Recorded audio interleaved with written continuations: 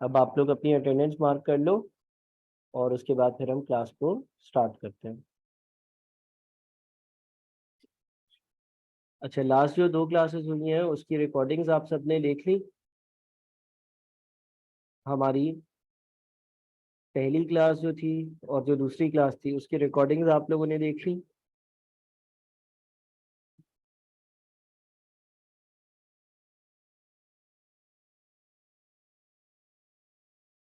Recordings देख ली। अगर किसी ने पहली और दूसरी क्लास मिस करी थी तो आप लोगों ने आई होप के जो रिकॉर्डिंग्स है वो देख ली होगी। ठीक है। और अब जो है हम कुछ हद तक पोर्टल को डिस्कस करते हैं। पोर्टल पे मैंने आप लोगों के लिए जो है ना बहुत सारा कंटेंट डाला है। ठीक है। आप लोगों में से कितने लोगों ने पोर्टल देखा?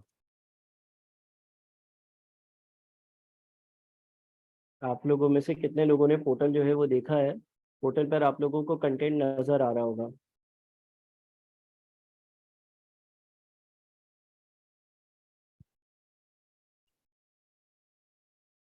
देखो ये आप लोगों का पोर्टल है। सही है। और इस पर मैं वक्त के साथ साथ जो है ना विद इन नेक्स्ट 15 डेज अपने सारे टॉपिक मैं इस पोर्टल पर डलवा दूंगा। और साथ में लाइव क्लासेस में भी मजीद चीज़ें पढ़ा रहा हूँगा। ऐसा नहीं है कि लाइव क्लासेस नहीं होंगी या लाइव क्लासेस में सेम चीज़ें डिस्कस होंगी, ऐसा नहीं है। लेकिन यह है कि कुछ लोगों ने जिन्होंने जल्दी पढ़ना है, जिन्होंने अपनी पेज से पढ़ना है, उनके लिए मैं कुछ लेक्चर्स यहाँ पर सारे डलवा भी दूंगा। अब देखो ये आपकी पोर्टल की शक्ल है। सही है ना। इस पर आपके पास बेसिक कॉस्ट अकाउंटिंग के लेक्चर्स पहले डलवा दिए। और इसमें आपके पास 6-7 लेक्चर्स ये हैं। फिर बेसिक कॉस्ट अकाउंटिंग 2, इसमें आपके पास कुछ लेक्चर्स आ जाते हैं। ठीक है। 10-10 मिनट 20-20 मिनट के, एक आधा कोई 30-40 मिनट का। उसके बाद कॉस्ट वॉल्यूम प्रॉफिट एनालिसिस, जो हमने लास्ट क्लास में भी डिस्कस किया था ना। हमने लास्ट क्लास में भी कॉस्ट वॉल्यूम प्रॉफिट एनालिसिस को ही डिस्कस किया था। इस कॉस्ट वॉल्यूम प्रॉफिट एनालिसिस के चैप्टर की बहुत ज़्यादा अहमियत है। जैसे कि मैंने आपको बताया था कि इस चैप्टर की बहुत ज़्यादा अहमियत है, बहुत ज़्यादा इम्पोर्टेंट है ये चैप्टर। तो ये आपने बहुत अच्छे से करना है। और कॉस्ट वॉल्यूम प्रॉफिट एनालिसिस का जो चैप्टर है इसके भी मैंने यहाँ पर लेक्चर्स डाल दिए हैं। ठीक है ना। इसी तरह से आपके पास cost volume analysis part number 1 के बाद पार्ट नंबर 2 आ रहा है। इसमें भी कुछ लेक्चर्स हैं। फिर पार्ट नंबर 3 आ रहा है। पार्ट नंबर 3 में भी कुछ लेक्चर्स हैं। ये सारी चीज़ें हम डिस्कस भी करेंगे, लेकिन लेक्चर्स डालने का पर्पज़ ये है कि जो बच्चा जल्दी जल्दी चीज़ें देखना चाहता है, डिस्कस करना चाहता है, वो कर सकता हो। ठीक है। तो आप देख रहे होगे कि सीवीपी के भी मैंने बहुत सारे लेक्चर्स यहाँ पर डाले हैं। और मज़ीद बातें हम लोग भी डिस्कस करेंगे। लेकिन ये है कि लेक्चर्स डालने का फ़ायदा ये है या पर्पज़ ये है कि आप लोग अपनी तैयारी अपने पेज से भी करते रहो। सही है। तो ये तो मैंने आपको जो पोर्टल की शक्ल है वो दिखा दी। आई होप कितने लोगों ने पोर्टल सब्सक्राइब कर लिया है और कितने लोगों ने पोर्टल सब्सक्राइब नहीं किया है? हाँ भाई, कितने लोगों ने पोर्टल जो है वो सब्सक्राइब कर लिया और कितने लोगों ने नहीं किया है?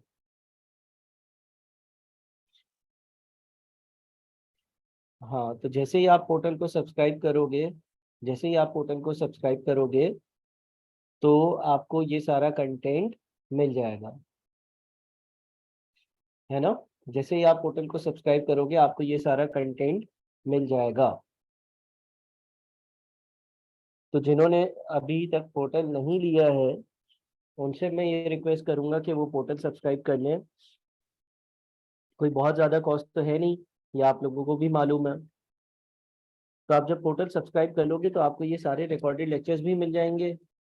और फिर लाइव क्लासेस भी वहीं पर अपलोड हो रही होंगी, तो उसका एक्सेस भी आप लोगों को हासिल हो जाएगा, उसका एक्सेस भी आप लोगों को मिल जाएगा, ताकि आप लोग अपने टाइम के हिसाब से जितना जल्दी हो सके, जितने पेस में हो सके, आप अपनी जो कंप्लीशन है चीज़ों की वो कर सकें। सही है ना? अच्छा, कितने लोगों ने लेक्चर्स देखना शुरू कर दिए, ये पोर्टल से लेक्चर्स देखना शुरू कर दिए? है कोई ऐसा जिसने पोर्टल से लेक्चर्स देखना शुरू कर दिए हैं? बेसिक कॉस्टिंग पार्ट नंबर 1 भी डाला है, बेसिक कॉस्टिंग पार्ट नंबर 2 भी डाला है, सीवीपी एनालिसिस या कॉस्ट वॉल्यूम प्रॉफिट एनालिसिस का पार्ट 1, 2, 3 भी डाला है, और मजीद भी बहुत सारी चीज़ें डाली हैं।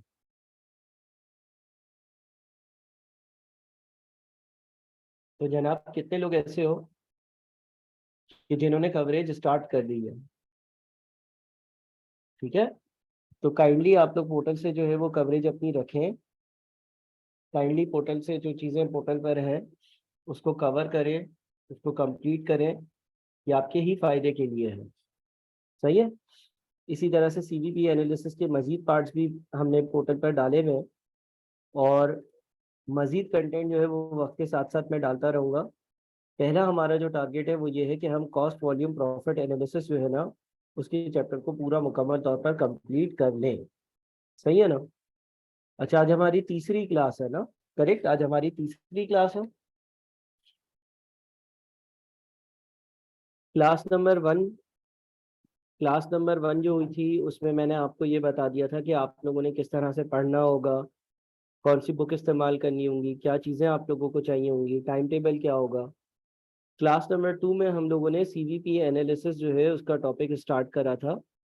सीवीपी एनालिसिस जो है उसके मैंने आप लोगों को कुछ कॉन्सेप्ट्स बताए थे, कुछ चीज़ें बताई थी।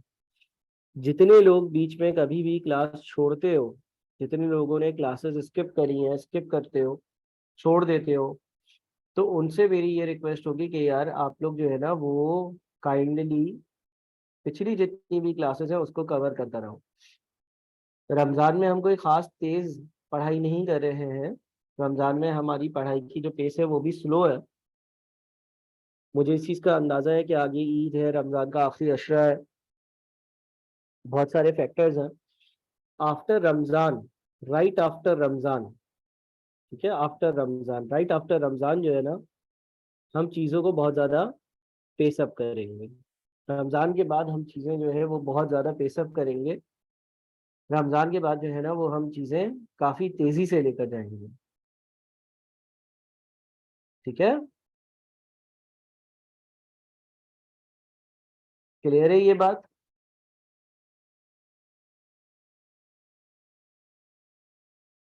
अच्छा, अब मुझे बताओ कि लास्ट जो क्लास हुई थी, अब मुझे बताओ जो लास्ट क्लास हुई थी उसमें कोई मसला? लास्ट क्लास का काम सबने देख लिया, सारी चीज़ें देख ली? हमारी जो लास्ट क्लास हुई थी उसमें किसी को कोई मसला?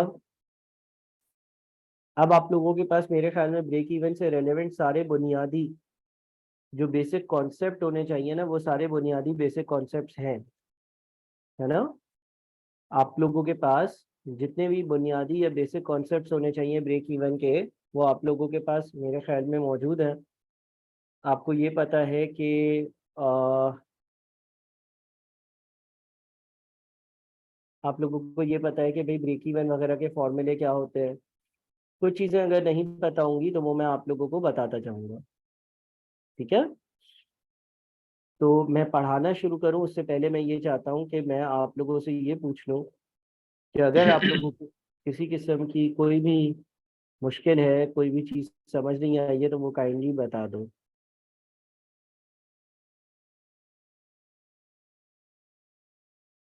चलो, मैं अब 2 मिनट दे रहा हूँ, 2 मिनट में आप लोग जो पिछली क्लास का काम था ना आप लोगों का, 2 मिनट दे रहा हूँ, 2 मिनट में आप लोगों का जो पिछली क्लास का काम था ना वो सारा काम ज़रा रिवाइज करो।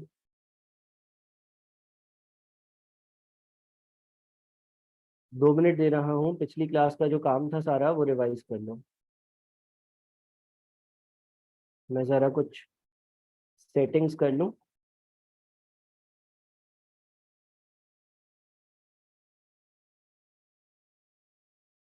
आप लोगों को पहला हैंड आउट भेज दूं मैं।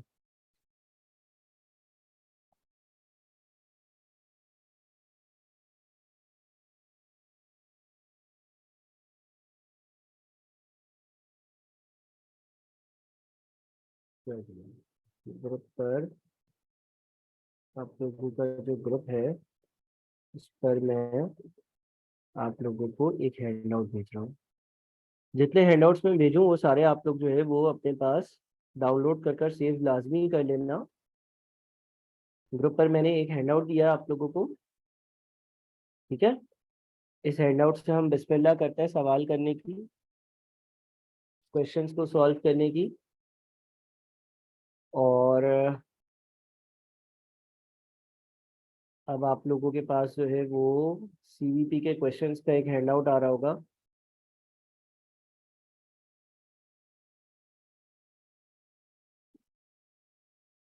मैं ज़रा उसको स्क्रीन पर भी पेस्ट करता हूँ।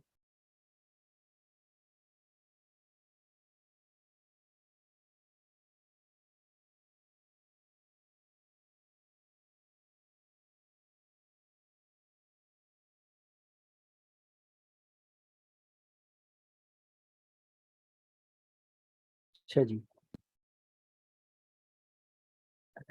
अच्छा, आप लोगों के पास स्क्रीन पर 3 सवाल आ रहे हैं, ठीक है। आप लोगों के पास स्क्रीन पर 3 सवाल आ रहे हैं, बिल्कुल बेसिक से सवाल है, बिल्कुल बेसिक से सवाल है 3। इन 3 सवाल को आप लोग सॉल्व करें। मैं आप लोगों को सॉल्व करने के लिए 5 मिनट देता हूँ। 5 मिनट में जरा आप ये 3 सवाल जो है ये सॉल्व करें। चलें।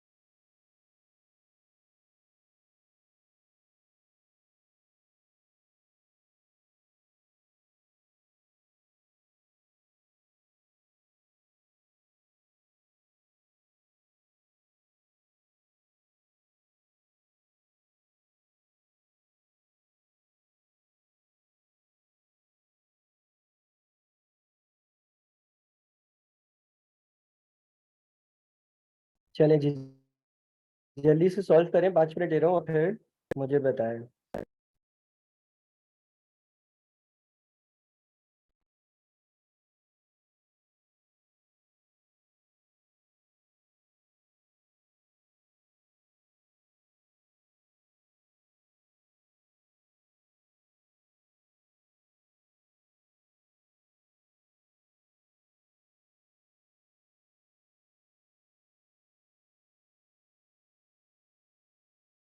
सॉल्व कर पिक्चर भेजिएगा मुझे।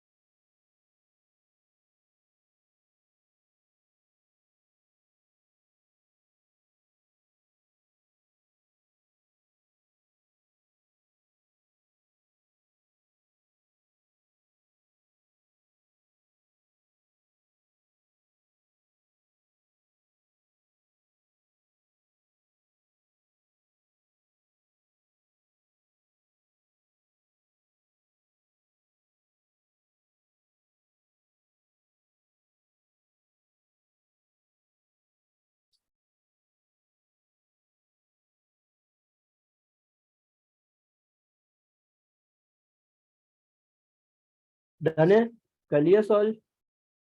मैं करूँ अब सॉल्व?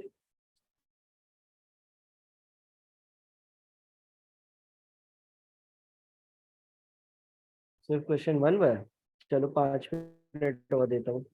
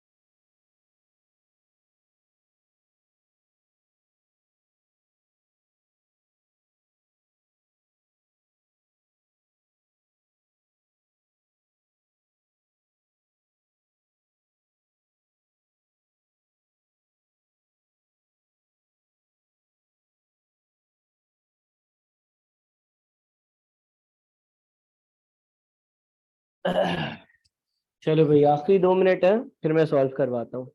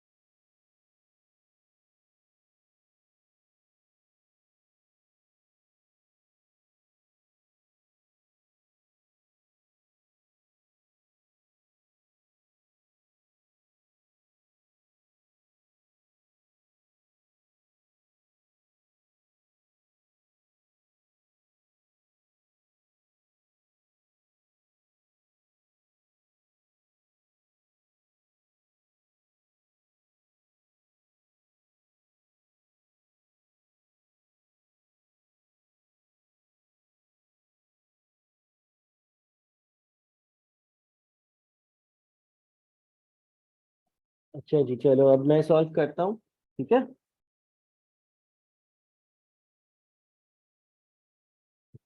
क्वेश्चन नंबर 1, 2 और 3, ये 3 सवाल हम पहले डिस्कस करते हैं और सॉल्व करते हैं। क्वेश्चन नंबर 1 जो है इसमें लिखा हुआ है सेलिंग प्राइस पर unit 15, variable cost per unit 5, fix cost ₹100, prepare profit and loss statement for 5 units, 10 units, 15 units. 5 units पर, 10 यूनिट्स पर या 15 यूनिट्स पर कंपनी का प्रॉफिट या लॉस कितना होगा, इसका एक स्टेटमेंट बनाओ। ठीक है जी। तो हम ये कर सकते हैं कि हम लिख दें सबसे पहले तो सेल्स रेवेन्यू, 5 यूनिट्स पर भी लिख सकते हैं, 10 पर भी और 15 पर भी। 5 यूनिट्स अगर मैं बेचूंगा और एक यूनिट की सेलिंग प्राइस 15 रुपए है, तो 75 रुपए का मेरा सेल्स रेवेन्यू आएगा। फिर 15 इंटू 10 150 और 15 इंटू 15 225। ठीक है।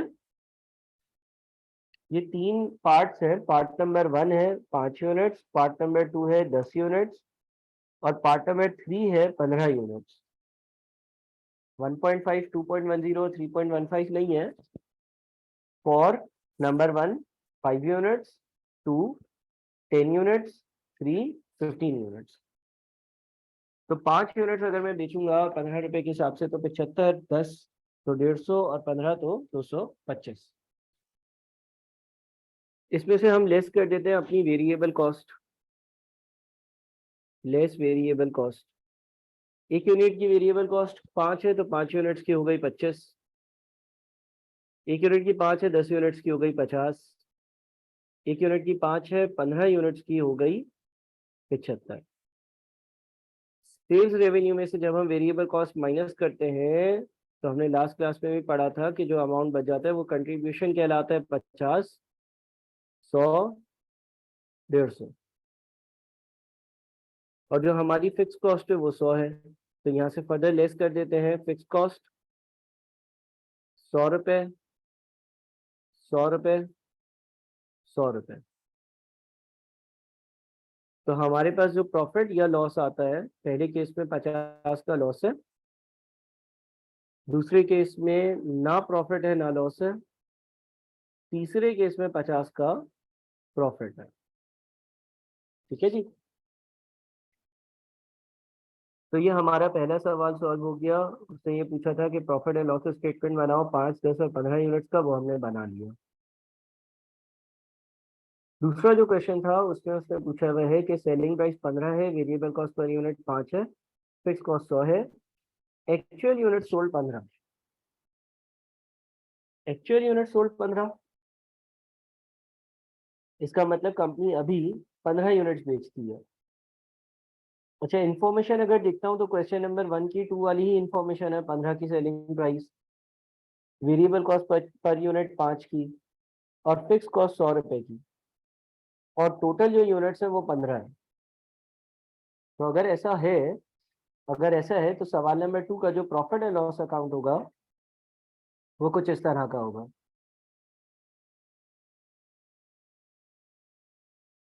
ठीक है। कि 15 यूनिट्स पर सेल्स रेवेन्यू 225 होगा, फिर 15 यूनिट्स की वेरिएबल कॉस्ट 75 होगी, और फिर फिक्स कॉस्ट अगर 100 होगी तो प्रॉफिट या लॉस जो बचेगा, प्रॉफिट जो बचेगा वो 50 होगा। ठीक है ना। अच्छा, साथ में लिखा हुआ है कंप्यूट मार्जिन ऑफ सेफ्टी।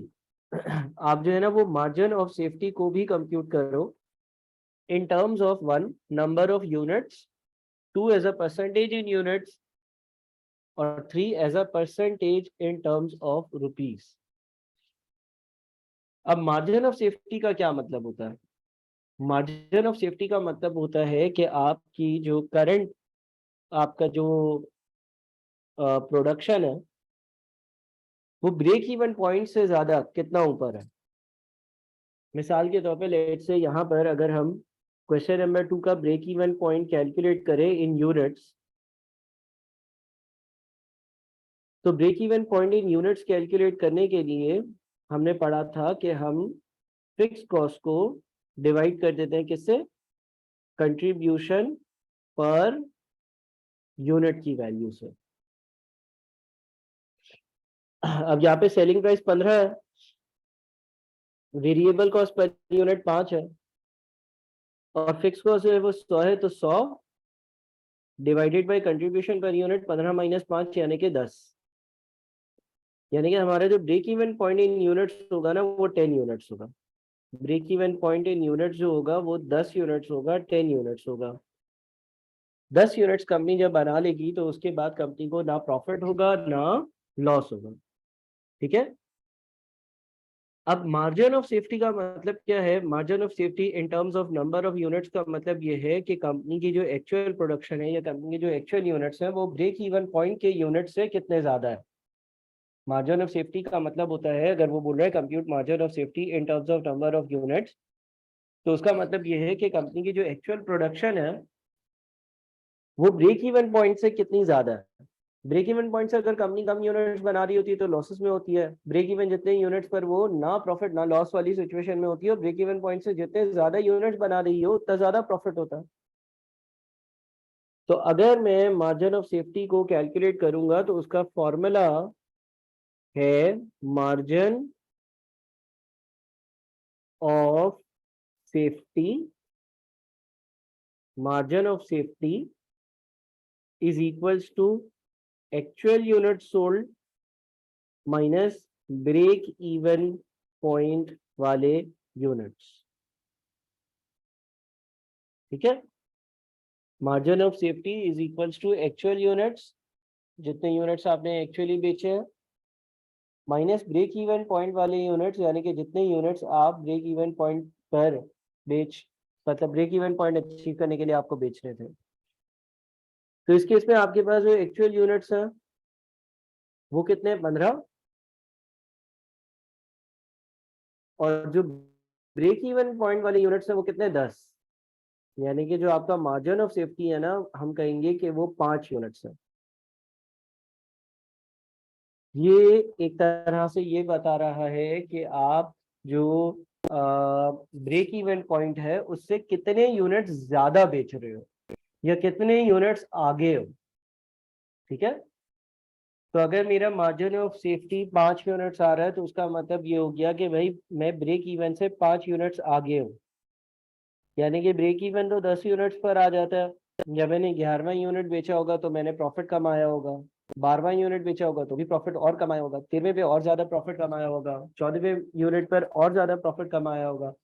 और 15वें यूनिट पर और ज्यादा प्रॉफिट कमाया होगा। तो मार्जिन ऑफ सेफ्टी आपको ये बताता है कि आप जो है वो आपके ब्रेक इवन पॉइंट से कितना ज्यादा आगे हो।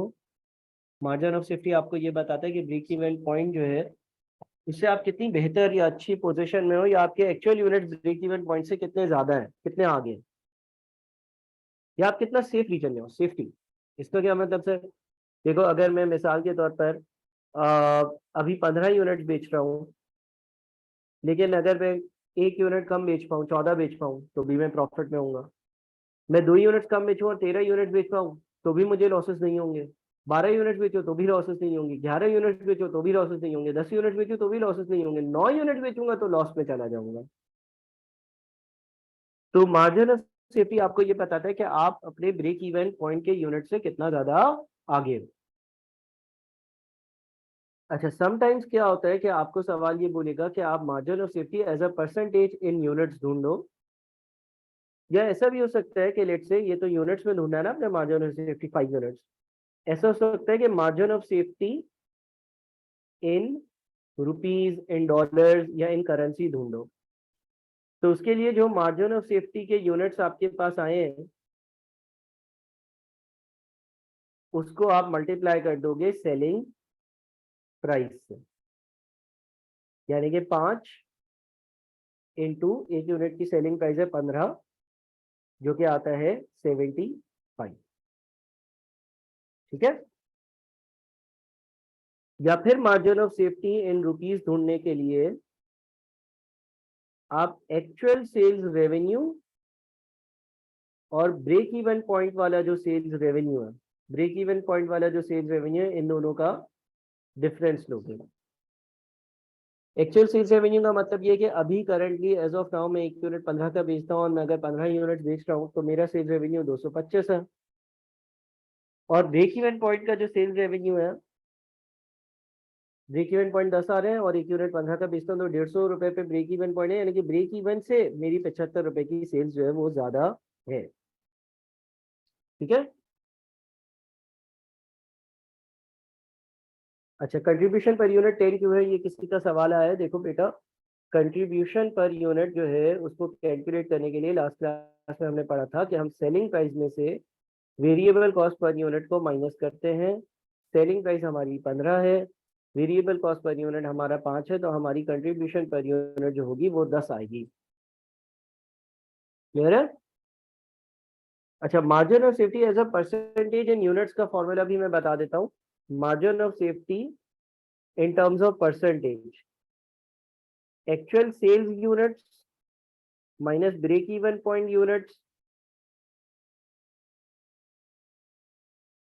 Divided by actual sales units. एक तो ये है। दूसरा, margin of safety in percentage के लिए actual sales revenue minus break even point sales revenue divided by actual sales revenue. ये दूसरा तरीका है। ठीक है। तो आप जरा margin of safety in percentage calculate कर। हफ्सा आपकी क्या बिल्कुल पहली क्लास है बेटा? हफ्सा आपकी क्या बिल्कुल पहली क्लास है बेटा? पिछली 2 क्लासेस आपने देखी हैं, 1 और 2? देखिए, देखो ये break even point in units है बेटा।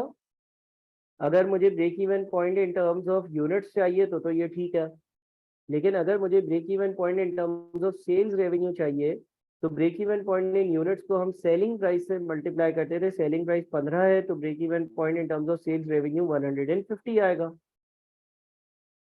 ठीक है। Break even point in sales revenue निकालने के लिए break even point in units को हम सेलिंग प्राइस से मल्टीप्लाई करते थे, ये हमने लास्ट लेक्चर में पढ़ा था।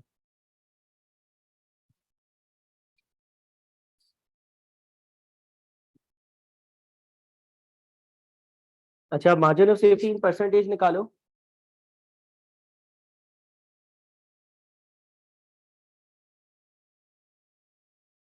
Margin of safety in percentage के लिए actual sales units minus break even point units divided by actual sales units, या फिर actual sales revenue minus break even sales revenue divided by actual sales revenue.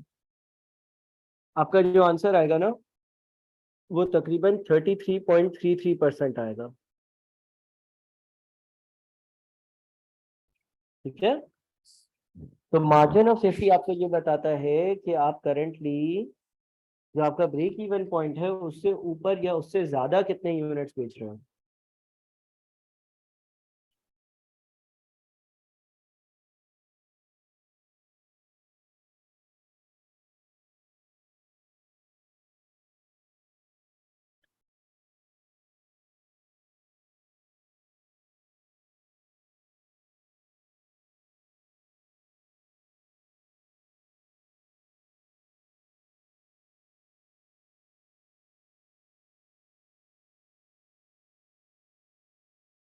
Clear है।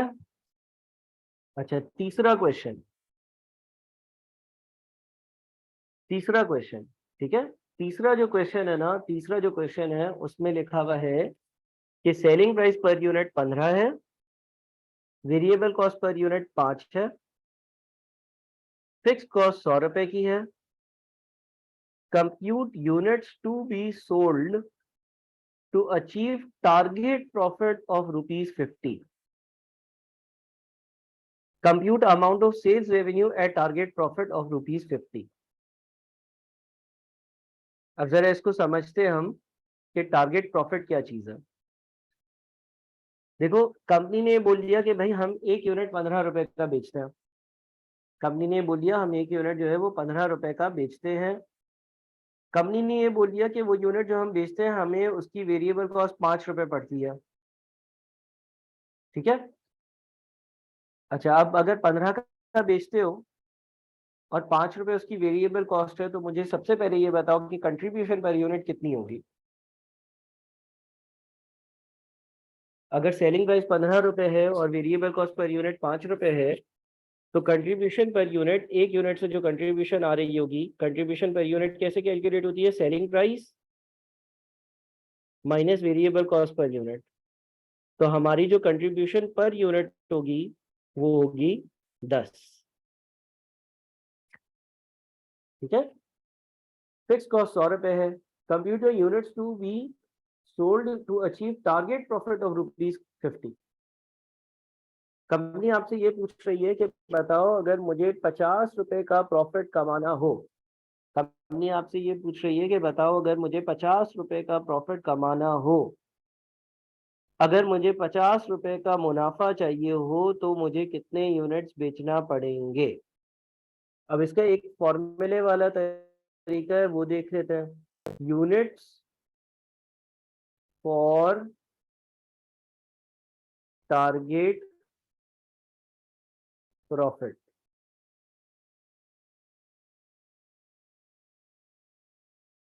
Units for target profit का formula है fixed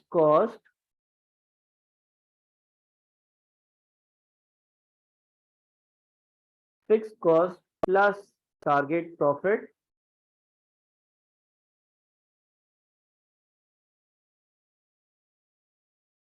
divided by contribution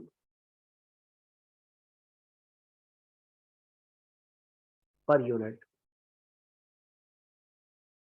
ठीक है, पहले तो ये जो फॉर्मूले वाला तरीका है इससे इसको जरा कैलकुलेट करते हैं।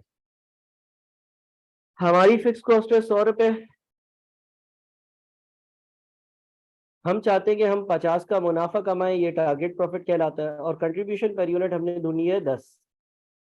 तो 100 प्लस 50 150, 150 डिवाइडेड बाय 10 कितना आया? 15 यूनिट।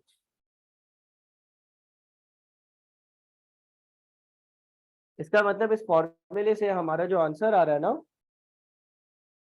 इस फॉर्मूले से हमारा जो आंसर आ रहा है वो आ रहा है कि भाई 15 यूनिट्स बनाकर बेचोगे तो 15 यूनिट्स बनाकर बेचकर आप 50 का मुनाफा कमा लोगे।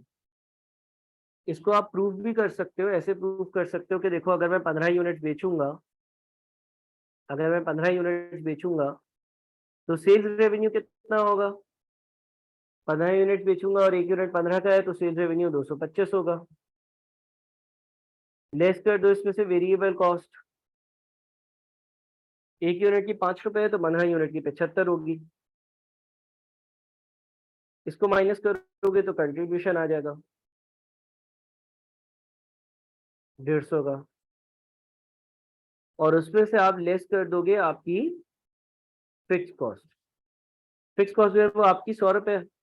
तो देखो वाकई में ऐसा ही हो रहा है कि जब मैं 15 यूनिट बेचूंगा तो मेरा मुनाफा या मेरा जो प्रॉफिट होगा वो 50 रुपए होगा। इसका मतलब मेरा आंसर सही आ रहा है। ये एक तरीका हो गया। ठीक है। तो अगर आपको किसी भी सवाल में यूनिट्स फॉर टारगेट प्रॉफिट चाहिए होंगे, यानी कि XYZ अमाउंट ऑफ प्रॉफिट कमाने के लिए मुझे कितने यूनिट्स बेचने हैं, इस तरह से अगर कोई सवाल आपसे पूछेगा तो आप जो है वो फिक्स कॉस्ट में टारगेट प्रॉफिट को ऐड करना और कंट्रीब्यूशन पर यूनिट से डिवाइड कर देना। जितने भी आपके यूनिट्स आएंगे आंसर आएगा उतने, अगर आप यूनिट्स बेच रहे होगे तो जो लिखा हुआ प्रॉफिट है वो आपको अचीव हो रहा होगा। ये एक तरीका है इस सवाल को सॉल्व करने का। ठीक है, ये एक तरीका है। इसमें कोई मसला है तो मुझे बताओ। ये हमने प्रूव कर कर भी दिखा दिया कि वाकई में 15 यूनिट्स पर मेरा जो टोटल प्रॉफिट है ना वो 50 रुपए ही है।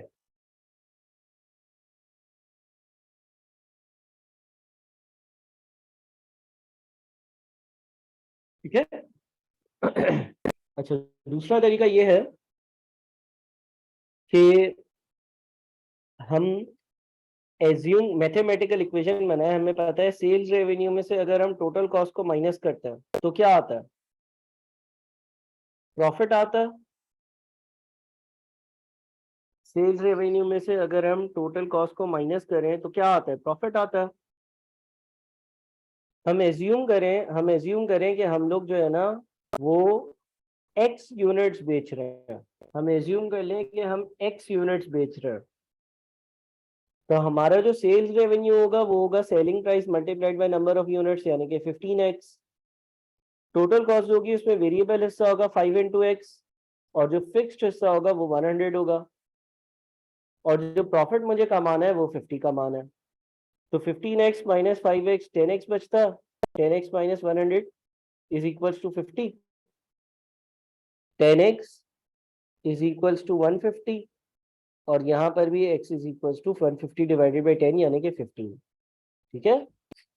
इस दूसरे तरीके में क्या किया, इस दूसरे तरीके में हमने एज्यूम किया कि हम x नंबर ऑफ यूनिट्स बेच रहे हैं और एक यूनिट अगर हम 15 का बेचते हैं तो हमारा सेल्स रेवेन्यू 15x होगा। हम x यूनिट्स बेच रहे हैं और एक यूनिट अगर हम 15 का बेचेंगे तो हमारा सेल्स रेवेन्यू 15x होगा। टोटल कॉस्ट की जब हम बात करते हैं तो 5x हमारी वेरिएबल कॉस्ट है और 100 हमारी फिक्स कॉस्ट है। 5x क्यों, एक यूनिट की वेरिएबल कॉस्ट 5 है multiplied by number of units जो कि x है, तो हमारे पास वेरिएबल कॉस्ट आ गई, फिक्स कॉस्ट 100 है, तो इसको हमने सॉल्व किया तो हमारे पास फाइनल आंसर जो है ना वो 15 आ रहा है। क्लियर है? ठीक है, ये आंसर और ये आंसर दोनों सेम आ रहे हैं। अब आपकी मर्जी है, आप किसी भी तरीके से इसको सॉल्व करो, इक्वेशन बनाकर करो या फिर आप जो है वो फॉर्मूले से करो। मतलब इसका ये है कि भाई अगर मैं 15 यूनिट्स बनाकर बेचूंगा तो मुझे ना प्रॉफिट होगा, ओ सॉरी, मैं 15 यूनिट्स बनाकर बेचूंगा तो मेरा जो टारगेट प्रॉफिट मेंशन है वो अचीव हो रहा होगा, यानी कि मैं 50 रुपए का प्रॉफिट कमा रहा होऊंगा।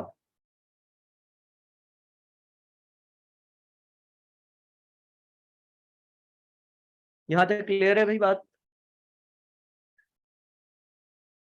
कोई मसला है तो बताओ।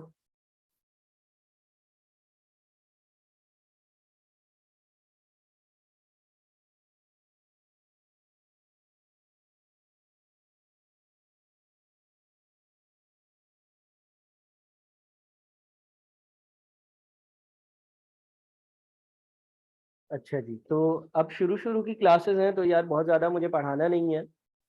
मैंने आप लोगों के साथ बिल्कुल बेसिक बुनियादी कॉन्सेप्ट्स कुछ डिस्कस करे। अब मुझे आप लोग जो है ना ये बताओ कि आप लोगों ने जो आप लोगों के पास बेसिक कॉस्टिंग की हेडिंग में लेक्चर्स आ रहे हैं पोर्टल पर, वो कंप्लीट कर लिए? Basic costing part number 1, basic costing part number 1 complete कर लिया?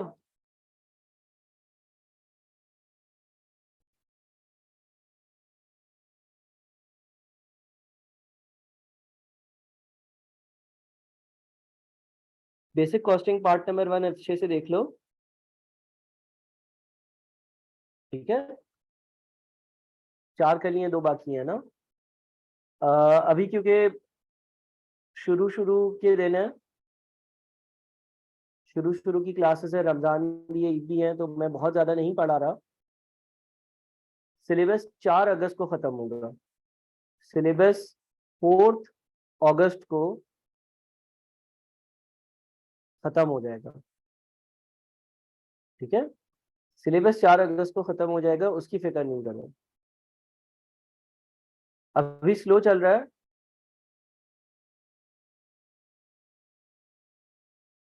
इसलिए क्योंकि बच्चे ज्वाइन कर रहे हैं, ईद है, रमजान है, सारे फैक्टर्स हैं। ठीक है,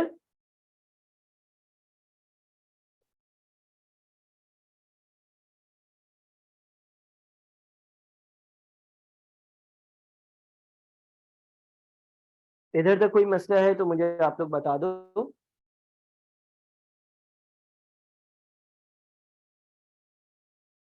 हाँ भाई, इधर तक कोई भी मसला है किसी का मुझे बता दो।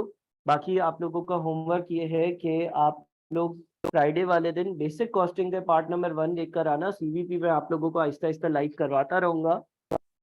फिलहाल मैं खुद भी स्लो स्लो स्लो स्लो चल रहा हूँ क्योंकि बच्चे कुछ ज्वाइन कर रहे हैं, कुछ आ रहे हैं, कुछ जा रहे हैं, सारी चीजें हैं। आपके पोर्टल पर जो मैंने कंटेंट डलवाया है उसमें से आप लोग फ्राइडे तक बेसिक कॉस्टिंग पार्ट 1 मुकम्मल कर लेना। ठीक है, पार्ट 2 और सीवीपी वगैरह हम बाद में कर लेंगे। ठीक है, जिसने कर लिया पार्ट 1 वो पार्ट 2 तक कर लो। और अगर ज्यादा जल्दी करना है तो फिर सीवीपी वगैरह करो, अदरवाइज कोई नीड नहीं है। मैं आप लोगों को आहिस्ता आहिस्ता आहिस्ता आहिस्ता पढ़ाता रहूंगा। आप लोगों का सिलेबस 4 अगस्त को खत्म हो जाएगा, और सही अगर आप पूछो ना तो आपका सिलेबस 4 मई को शुरू होगा। मतलब अभी पढ़ेंगे हम, 4 मई तक हमारा एक टॉपिक ही हुआ होगा, बाकी सारे टॉपिक जो हैं वो 4 मई के बाद फौरन फौरन फिर हो रहे होंगे। सिलेबस वक्त पर खत्म हो जाएगा, उसकी कोई फिक्र नहीं करना।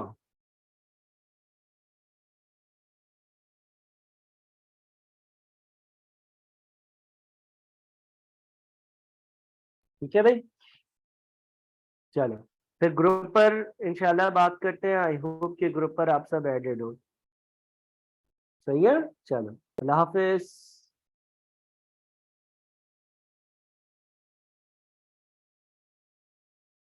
हाँ, जिसने हस्साम 5 जुलाई तक करना है मैं उनके लिए लेक्चर सारे डलवा दूंगा पोर्टल पर, फिक्र नहीं करो। आप लोगों के पोर्टल पर जो है ना वो डेली बेसिस पर 10-15 नए नए लेक्चर्स जा रहे हैं, फिक्र नहीं करो, वो हो जाएगा। मैं आपको गाइड करता हूँ, ठीक है, मैं आपको गाइड करूंगा। और आपके जो है वो पोर्टल पर सारे लेक्चर्स आ जाएंगे। बस ये कि रमजान के फौरन बाद हम पेसअप करेंगे, और जिससे पहले सिलेबस खत्म करना है पोर्टल पर, मैंने जो है वो जिससे पहले सिलेबस खत्म करना है, जरूरी नहीं है मैं सब लाइव पढ़ाऊंगा, लेकिन जिसने पहले सिलेबस खत्म करना है वो basic costing part 1 part 2 CVP part 1 2 3 सब कर ले, और फिर मुझे अपडेट करे तो मैं उसको कुछ एक्स्ट्रा लेक्चर्स दूंगा और एक्स्ट्रा नोट्स दूंगा जो उसने कंप्लीट करने होंगे। ठीक है,